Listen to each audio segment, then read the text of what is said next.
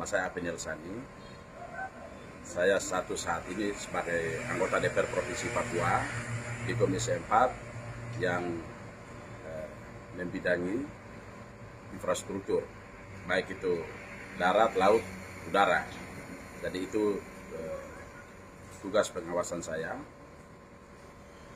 Lalu kemudian saya ceritakan sedikit tentang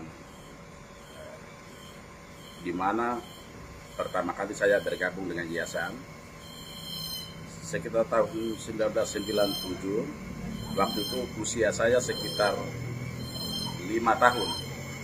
Nah,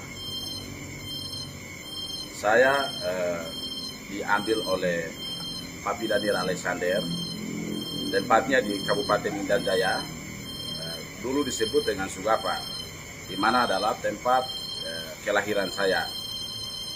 Waktu itu kita melihat kondisi Intan Jaya tidak seperti yang kita lihat saat ini yang sudah maju dan berkembang.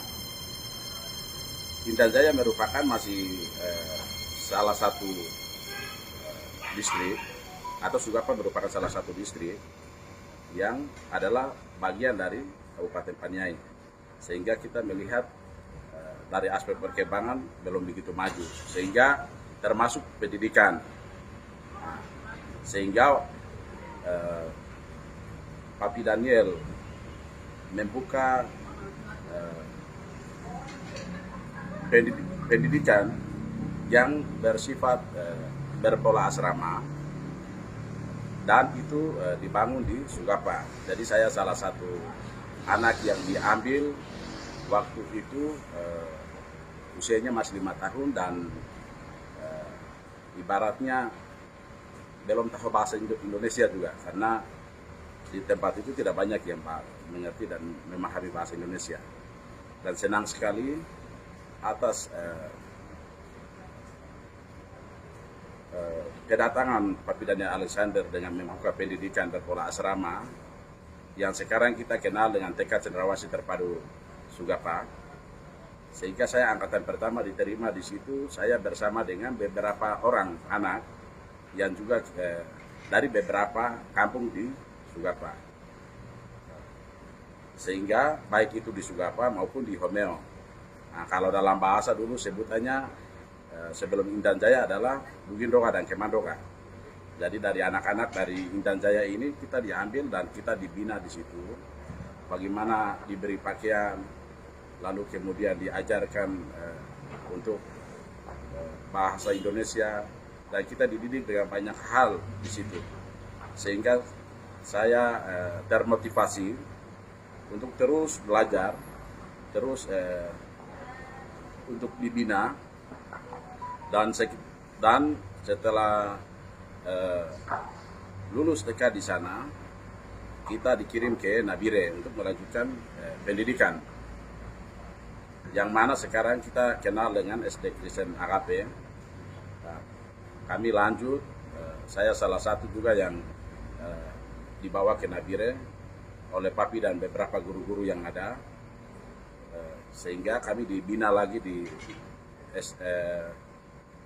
sekolah berpola asrama yang sama seperti TK Cendrawasih Terpadu tadi, di mana di tempatnya di Nabire. Jadi saya dibina, terus melanjutkan sekolah, makan, minum, semua kami diatur dalam kehidupan yang sangat luar biasa. Dan saya ketika ikut Yayasan Pesat, yang dimana kami diambil oleh Papi untuk menjadi anak-anaknya, kami di situ banyak belajar tentang bagaimana kasih, dan berbagai disiplin ilmu kami belajar. Dan itu sangat luar biasa bagi kami, yang belum pernah, saya yakin ini belum pernah dirasakan oleh banyak orang, yang adalah salah satu sistem langkah yang dilakukan oleh Papi untuk membina anak-anak Papua dengan cara seperti itu, termasuk saya. Lalu kemudian sampai kita dibina dan jenjang pendidikan mulai dari TK, SD, SMP di yayasan yang sama sampai SMA. Lalu saya salah satu yang dari sekian banyak anak-anak juga yang dikirim ke Jakarta untuk melanjutkan pendidikan di sana di Universitas Kristen Indonesia.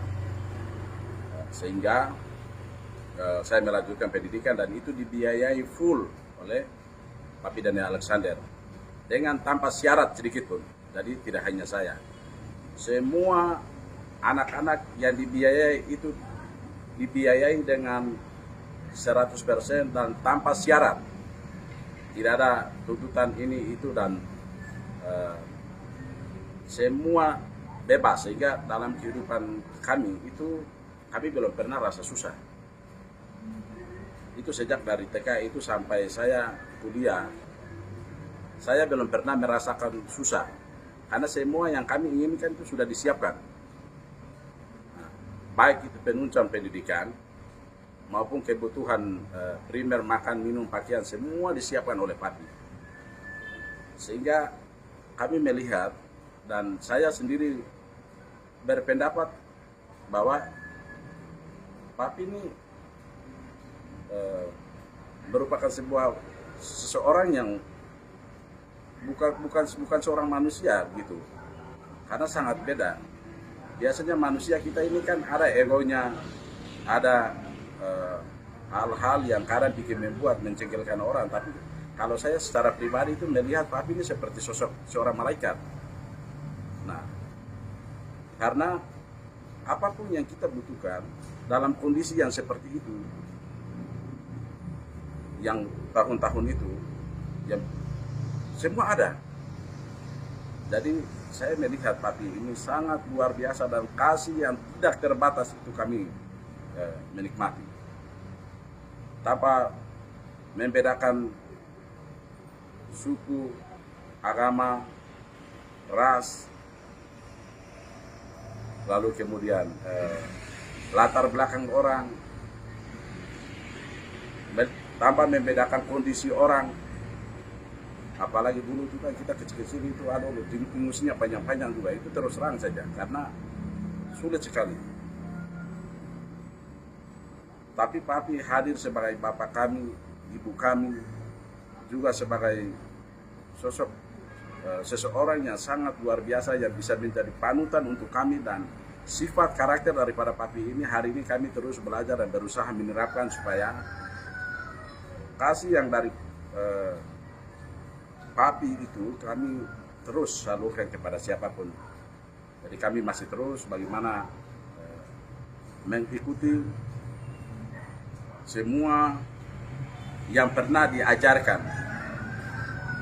Bahkan hal-hal yang sifatnya bersifat positif itu kadang kami sudah melekat di dalam diri kami.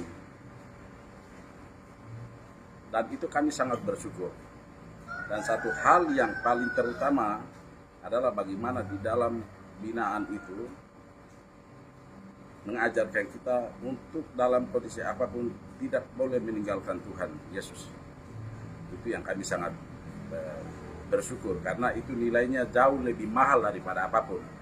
Nah, itu satu hal itu yang saya ingat dan itu sangat luar biasa dan terus kami berjuang apa yang pernah Papi ajarkan kepada kita bersama dengan para guru-guru Yayasan Pesat yang luar biasa yang cinta sama Tuhan dan mereka membagikan kasih itu. Kami juga terus berusaha dalam hal apapun.